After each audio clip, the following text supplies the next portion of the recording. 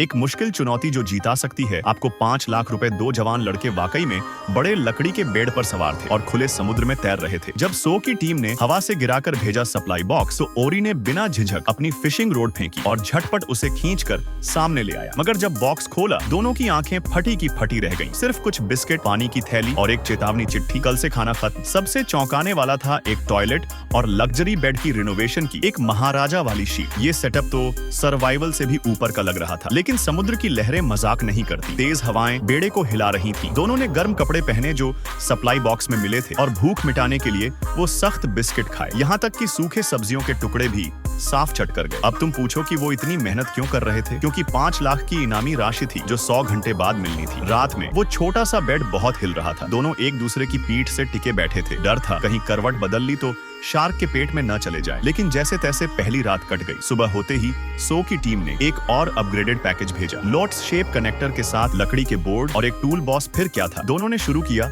निर्माण कार्य। 2 घंटे में बेड़े को बढ़ाकर उसमें बालकनी तक बना दी। जब किट मिली तो एक भाई की खुशी संभाले नहीं संभल रही थी। पर अभी मछली पकड़ने का टाइम नहीं था। असली काम था घर बनाना। कड़ी मेहनत से अंधेरा होने तक बेड़े को 9 स्क्वायर मीटर तक बढ़ा दिया गया। अब कम से कम सोने के लिए लकड़ी पर नहीं लेटना पड़ा। तीसरे दिन मछली पकड़ने की कोशिश की पर एक भी मछली नहीं मिली। उल्टा नया पैकेज आ गया। भूख लगी थी लेकिन उन्होंने उसे नजरअंदाज कर दिया और फिर से निर्माण शुरू किया। हर लकड़ी की पट्टी को जड़ से जोड़ने लगे। धीरे धीरे छोटा सा शेल्टर बना डाला और उस 9 स्क्वायर मीटर वाले बेड पर उन्होंने बना दिया एक मिनी घर। सोचो कितना खास था वो छोटा घर। वाटरप्रूफ लकड़ी की दीवारें, सिक्योर डोर और समंदर के सामने विंडो। ये कोई सर्वाइवल नहीं लग रहा था। ये तो जैसे मालदीव का वाटर विला था। लेकिन काम बहुत ज्यादा था। रात में भी ठंडी हवा में स्क्रू कसने पड़ रहे थे। दोनों रियल लाइफ फॉल वर्ल्ड के कैरेक्टर जैसे लग रहे थे। आखिरकार उन्होंने सीढ़ी लगाई और छत पर चढ़कर फिनिशिंग की। आज का काम खत्म हुआ। अचानक शो टीम ने आधी रात को हीटर भेजा, मानो बर्फ में आग दे दी हो। चौथे दिन सूरज की रोशनी और ज्वार के साथ सोलर सिस्टम भी तैरता आया। फौरन